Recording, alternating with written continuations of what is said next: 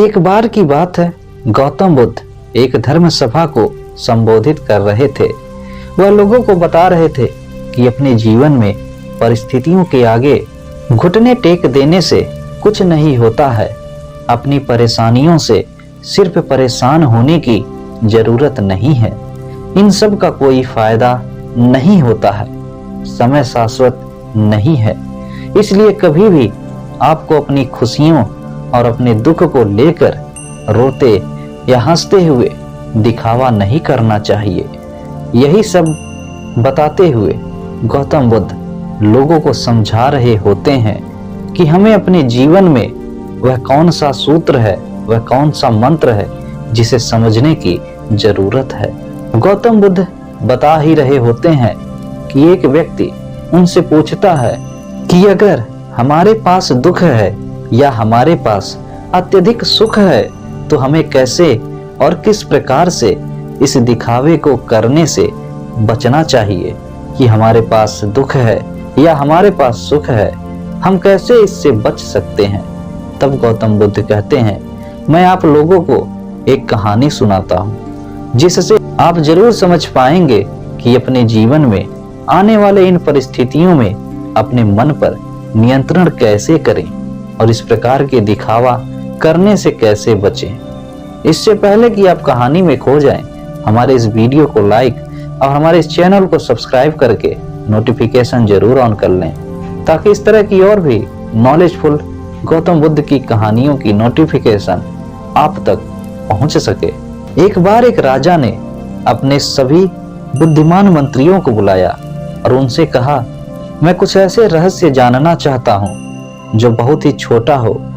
बड़ी बड़ी किताबें और ग्रंथ नहीं चाहिए, बस वो समझने में बिल्कुल आसान हो।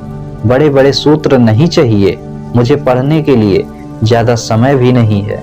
एक ऐसा रहस्य जो एक लाइन में हो, जिसे सुनकर कोई भी अपनी जिंदगी बदल सके, जो हर वक्त काम आए, फिर चाहे दुख हो या सुख हो, जीत हो या हार हो, जीवन हो या मृत्यु हो। तो तुम लोग मेरे लिए एक ऐसा ही सूत्र खोज कर लाओ। उन सभी बुद्धि वालों ने कड़ी मेहनत की, बड़ी बड़ी किताबें पढ़ी, बड़े बड़े विद्वानों को बुलाया, लेकिन कुछ भी निष्कर्ष नहीं निकला था। अंतिम समय में सभी थक हार कर बैठ गए। वे सभी आपस में बातें कर रहे थे कि तभी एक ने कहा, हमने इतनी सारी ग्रंथ पढ़ डाली, सारी किताबें पढ़ डाली और बड़े बड़े ज्ञानी व्यक्तियों से बातें कर ली, लेकिन अब तक कोई भी निष्कर्ष नहीं निकला। हमारी समस्या अब भी वैसी ही बनी हुई है। तभी एक मंत्री बोला, मैंने सुना है एक गांव में बहुत बड़े साधु हैं जो किसी भी समस्या का निवारण कर देते हैं।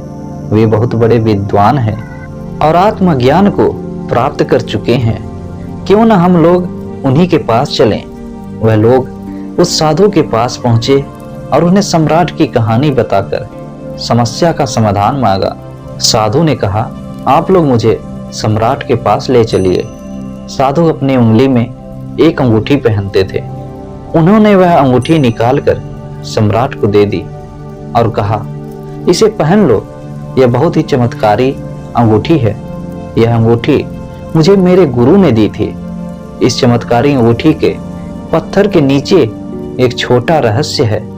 मैंने अभी तक इसे खोला ही नहीं, क्योंकि मुझे कभी इसकी जरूरत ही नहीं पड़ी, इसलिए मैंने अभी तक इसे खोलकर देखा भी नहीं।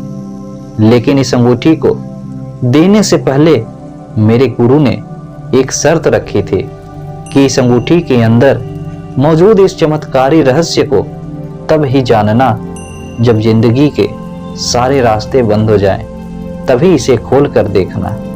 लेकिन उनकी कृपा से मेरी जिंदगी में ऐसा कोई बुरा समय आया ही नहीं कि मुझे इसको खोलकर देखने की जरूरत पड़े, इसलिए मैंने आज तक खोलकर इसको पढ़ा ही नहीं। लेकिन इसमें जरूर कुछ बड़ा चमत्कारी रहस्य लिखा होगा जो किसी भी मुश्किल स्थिति या परिस्थिति से बाहर निकाल सकता है और किसी भी समस्या को दूर कर सकता है। तो इसे आप अपने पास रख लो, लेकिन शर्त याद रखना और इसका वचन दे दो, जब कोई उपाय नहीं रहेगा, जब चारों तरफ से रास्ते बंद हो जाएं और जब अपनी जिंदगी के बुरे वक्त से गुजर रहे हो, तब इसे खोलकर उस रहस्य को जान लेना। लेकिन सूत्र बहुत कीमती है, अगर इसे ऐसे ही खोला गया तो कुछ अनहोनी हो सकती है। तो सम्राट ने वो अंगूठी पहन ली। वर्षों बीत गए। सम्राट के मन में कई बार आया कि इसे खोलकर देखा जाए कि आखिर कौन सा रहस्य लिखा है, लेकिन फिर सोचा कि कहीं कोई अनहोनी ना हो जाए। कुछ वर्षों बाद एक भयंकर युद्ध हुआ जिसमें सम्राट हार गया और दुश्मनों ने उसकी सारी संपत्ति, राजपाट हड़प ली। सिर्फ यही नहीं, राजा के साथ साथ उनके सभी मंत्री और सभी परिवार वालों को कैदी बना लिया गया। उसके बाद से राजा किसी तरह कुछ सैनिकों को लेकर अपनी जान बचाकर वहां से भाग निकला और एक जंगल की तरफ चला गया। दुश्मन सैनिक सम्राट का पीछा कर रहे थे तो सम्राट एक पहाड़ी घाटी से होकर भागे जा रहा था। उसके पीछे घोड़ों की आवाज आ रही थी। अचानक सम्राट ने देखा कि रास्ता समाप्त हो गया। सामने एक बहुत ही भयंकर खाई है। अब तो वहां से राजा लौट भी नहीं सकता था क्योंकि दुश्मन पीछा कर रहे थे। एक पल के लिए सम्राट तो चौंक गया कि क्या करें। फिर अचानक उसे साधु की दी हुई चमत्कारी अंगूठी की बात याद आई। सम्राट ने तुरंत वो अंगूठी खोली। उसमें से एक कागज निकला। उस कागज में एक छोटा सा वचन लिखा था जिसे वह पढ़कर चौंक गया। उसमें लिखा था, यह समय भी बीत जाएगा। इस सूत्र को पढ़ते ही सम्राट के चेहरे पर खुशी आ गई और जो शरीर एकदम डर के मारे कांप रहा था वो एकदम से शांत हो गया। उसने सोचा शायद सूत्र ठीक ही कहता है, अब करने को कुछ नहीं है। और इस सूत्र ने सम्राट के भीतर सोई हुई आत्मा को जगा दिया। यह वक्त भी बीत जाएगा। यह पढ़ते ही उसके मन का डर खत्म हो गया था। अब वह बेचैन नहीं था, घबराया हुआ नहीं था और शांति से उसी स्थान पर बैठ गया। संयोग की बात थी कि थोड़ी देर बाद घोड़ों के पैरों की आवाज सुनाई देना बंद हो गई।